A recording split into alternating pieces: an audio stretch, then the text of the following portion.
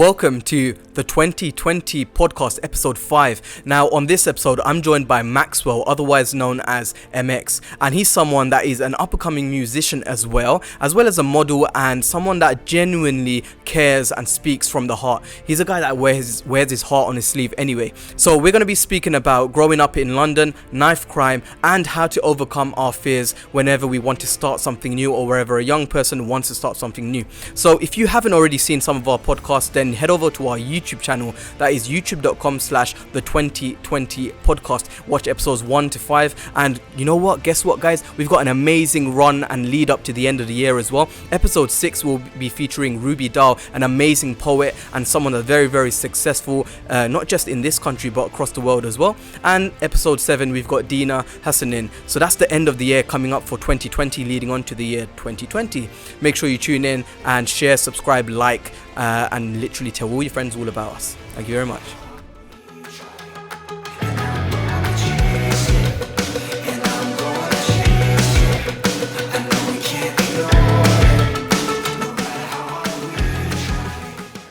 Welcome to the 2020 podcast. How you doing? I'm good. You had to travel in from quite far, or? Yeah. I mean, to be fair, actually, no. I came from west. Right. So actually, I got my hair cut before. So I went from north to west, and then west I came to obviously here. I ain't gonna lie. What? So did I.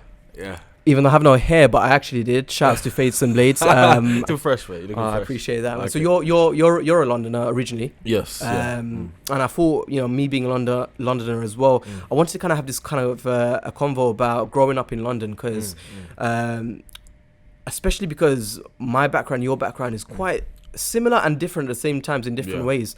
But I mean, we're roughly the same age. We're coming from two different kind of backgrounds, but we're both kind of in the heart of London at times. Exactly. I think we both feel a sense of kind of how do I say it? Like, we cling on to that London vibe and being definitely. a Londoner or anything like that. But tell me about how you grew up and where you grew up in London and stuff. Yeah, so I grew up in sort of the Woolwich, southeast London area.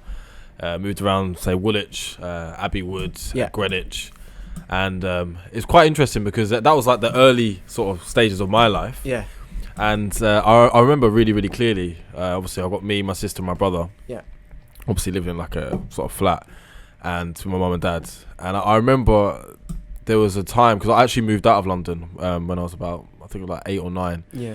But there was a really specific reason for that. It's because my mum, who's from Cornwall, like it's really interesting because my mum's like private school girl, lives in Cornwall, like, very traditional, and my dad came from Nigeria when he was 19, so the contrast was like major. Wow. So when they got together, you can imagine the cultural differences. My dad has come over here, he obviously is new to it.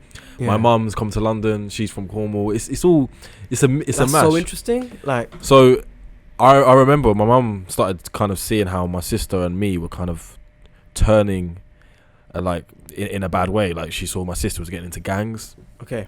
She could see she's like, older than my sister's older than me. Right, yeah. She was seeing like obviously the behavior and how we were kind of being influenced by our environment, because we didn't really grow up in an amazing place. We're in council flats, and like there's gangs, there's violence, there's stabbing. Well, Southeast. It's not good. So she can see that, and I remember actually quite clearly when I was younger, I would look up to the guys who look cool. I remember there was like these TN shoes. Like, you want to be like them, even the way you speak. You have to. You want to be cool. Like, obviously, when I was younger, you don't really. You're just influenced by people you're around. Yeah. And I remember I wanted to speak like them. I wanted to dress like them. Yeah. I wanted to be kind of cool and bad like them. Yeah. And my mum could clearly see that, even the way I was speaking. And I remember she made a conscious decision to move us away from London. This is when I moved when I was like 8 or 9. Right. To Kent. And I remember quite clearly her teaching us how to speak properly, like better than how we were. Enunciate your words. Yeah, I'm not saying I'm amazing now, but obviously the way it was. I mean, you're pretty well spoken now. Oh, thank you. I don't know how you were before then. Yeah, but obviously, like, she'd say, "Oh, it's isn't it?" Or no, honestly, because ain't it? Oh yeah, literally. Ain't it? Don't say it. She'd be like, "Oh no, say this, say that." Yeah, because she could see the influence that London was having. Yeah, and I'm not saying that the way people speak is a bad or good thing. It's just that she was aware of how it is influencing us. Yeah. So when she moved us away, she was kind of, I remember her clearly teaching us and guiding us. Okay, look, do it this way. Yeah. Like, kind of change some of the habits that we picked up. From some of the bad stuff in London. Yeah. So that's interesting, because I don't because I feel like that plays a huge factor in kids growing up when they look at people on TV and they look at who's cool and what's trending and what's acceptable in society and what kind of things you should wear. Like I know growing up, even when you're in school, like you have your starter kit, you have your kickers, you have your Just Do It bag. Back then, right? Everyone had the same stuff. We were all sheep to it, and it was just that culture that people found themselves in. And I think both of us growing up, we grew up in the same time where there was a lot of gangs on the streets. There was a lot of violence, a lot of things where parents should be worried and would be worried. As a parent, maybe me and you would be worried as well. And 20 years down the line, it's not like things have hugely changed at the same time. Because there are still kids in the street, and we were talking about it the other day where someone got stabbed. I think it was yesterday or the day before yesterday. Someone got stabbed in Stratford. And I mean, before I tell you my take on it, man, why do you think kids are still involved in such things where they're carrying knives and they're involved with these kind of things where it ends up resulting in someone dying, which nobody finds cool? It's a big one. It's a really big subject, and I think it's really relevant to talk about because it's horrible what you hear on the news or through social media, all the stabbings, all the violence. I think if you ask me, why that is happening, from my understanding and opinion of what I've seen is it is the environment, and I completely understand where they're coming from. I think that's a big factor. But then again, I think it all comes down to, okay, who are their parents? Are their dads around? Are their mums around? What schools, what are they teaching in schools? And a lot of times when you're in that environment and you haven't got people to look up to in a positive way, then naturally you're only going to follow, the people that you're around. And so a lot of times they do fall into these, negative crowds that are going to influence them to do bad things. Now, I think as well as parents being responsible and actually guiding their child in the right way, I think also, music influences the way people are. I know that's a very touchy subject, but I honestly believe that is a big thing as well.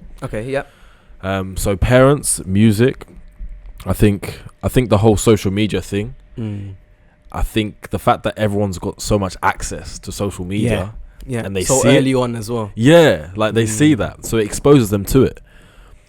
But go on. So what I was going to actually say is, because it has been a hot debate of music, rap, grime, trap, these kind of genres, and there's a group of people that will blame these genres for people carrying knives, people doing these kind of horrible things. And I agree with you, which is I think it's where people spend most of their attention. Where your attention is devoted to, that's what's going to influence you massively growing up, right? So if you have a parent, or if you have a set of parents that are influencing them in the right way, where they spend time with their parents more, where there's no parent that would want their child to fall in any sort of harm. So of course they're going to be, encouraging only the positive side of things. And school plays a big part in it. As much as you want to blame rap music, or you want to blame trap music or drill or anything like that, the school environment plays a big kind of influence on a kid growing up. And then after school, what do? It's I mean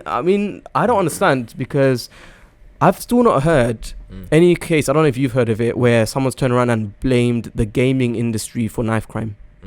I've not heard that, but I'm sure that there are loads of knives and loads of guns on Call of Duty and Fortnite and all these kind of games, but no one's blaming them for knife crime. They're blaming the rappers. That's true. Right? And having said that, today's generation of rappers, I feel like a lot more they're a lot more aware of all these things going on. So people like Stormzy, people like even people that are influencers that are into rap, like Big Shaq and these guys, they do it in such a way that it's coming across positive. And I don't feel like it's a they have it's a commitment and it's a duty for them to do stuff like that, but I don't feel that we should look at them and think they need to do this because it's their responsibility. They need to have a positive image, because otherwise they're not going to get the kind of results that they're going to get.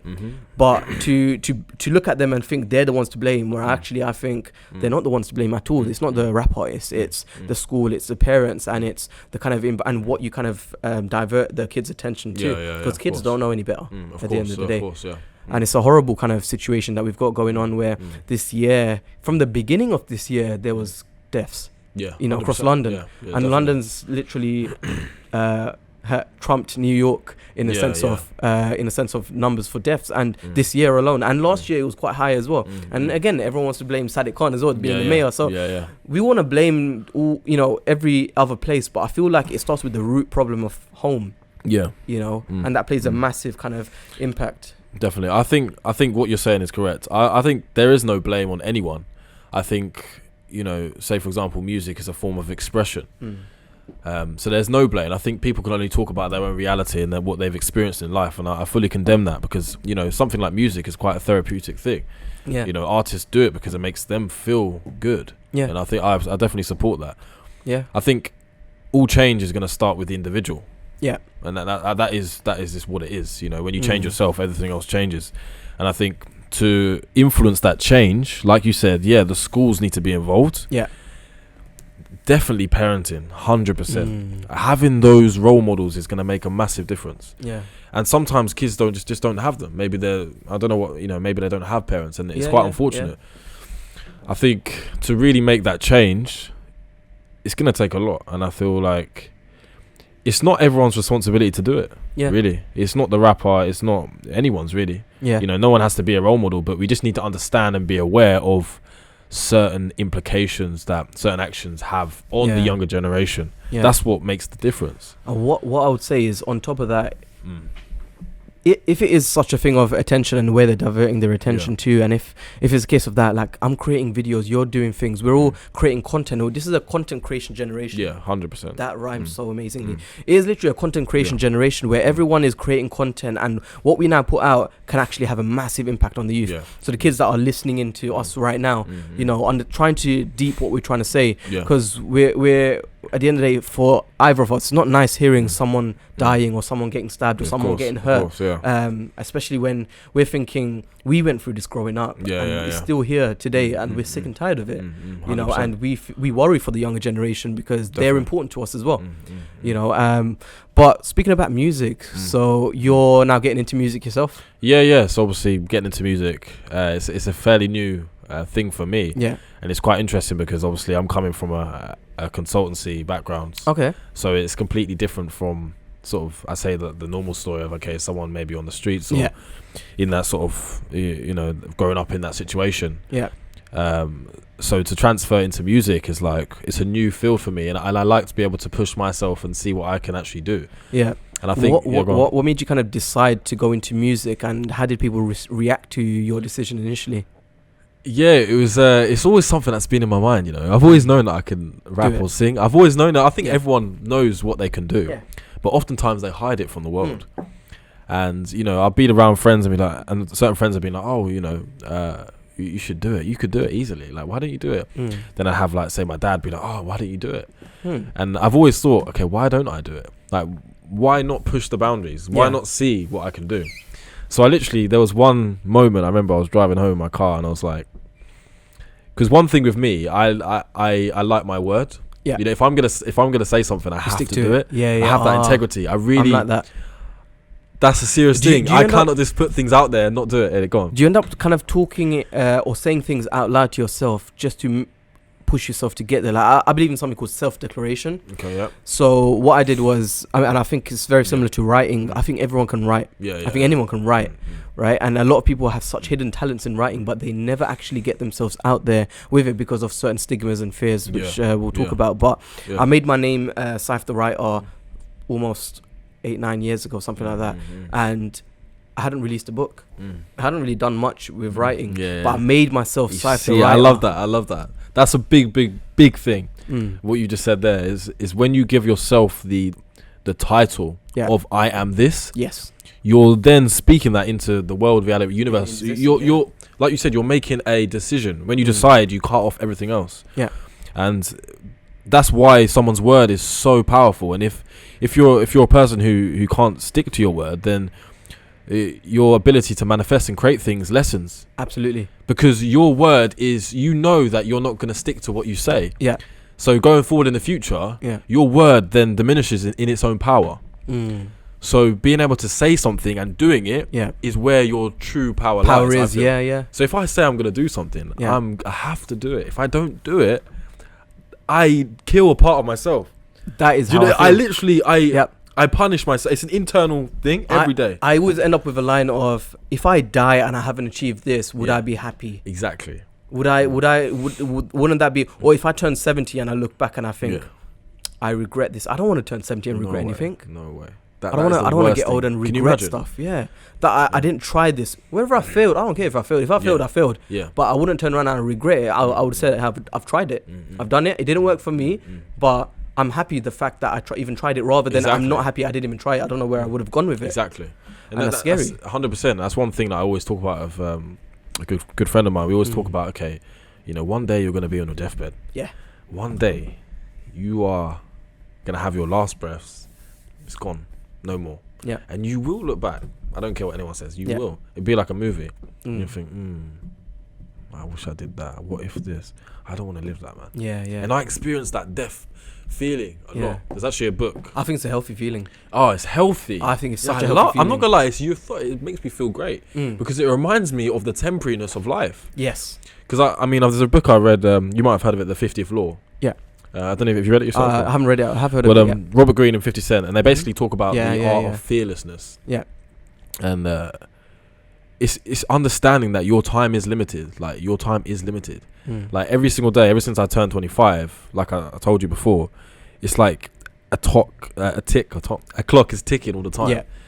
And I'm always reminded of that. And I love that feeling of, oh, I'm dying. And I'm like, okay, every minute counts. What do I need to do? You make the days count. Yeah.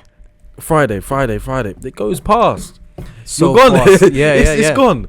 Time is so valuable, and everything that you do, even what this conversation right now is 100%. You have to this is it. This is life right now. It's never gonna. We're gonna make an impact right now. Yeah, exactly. We are gonna make an impact right now. 100%. Yeah.